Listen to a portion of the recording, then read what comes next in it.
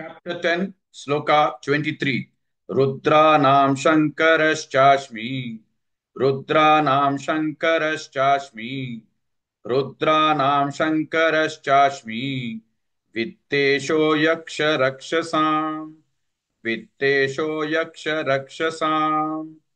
Vittesho Yaksha Rakshasam. Rudranam Shankarashchashmi.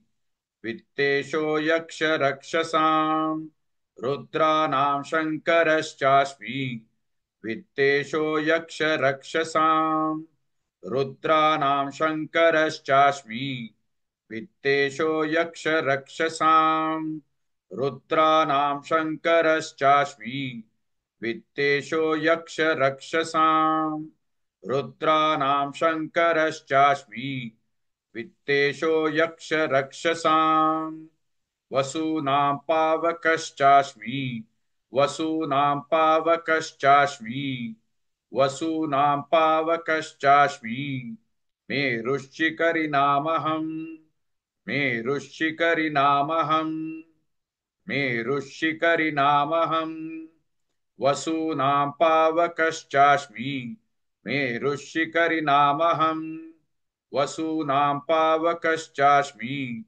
मेरुश्चिकरिणामहम् वसूनां पावकश्चास्मि मेरुश्चिकरिणामहम् वसूनां पावकश्चास्मि मेरुश्चिकरिणामहम् वसूनां पावकश्चास्मि मेरुश्चिकरिणामहम् रुद्राणां शङ्करश्चास्मि वित्तेशो यक्ष रक्षसां वसूनां पावकश्चास्मि मेरुश्चिकरिणामहम्.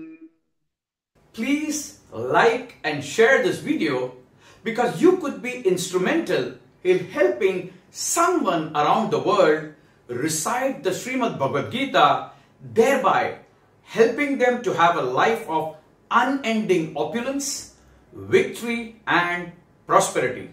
This is mentioned in chapter 18, sloka 78.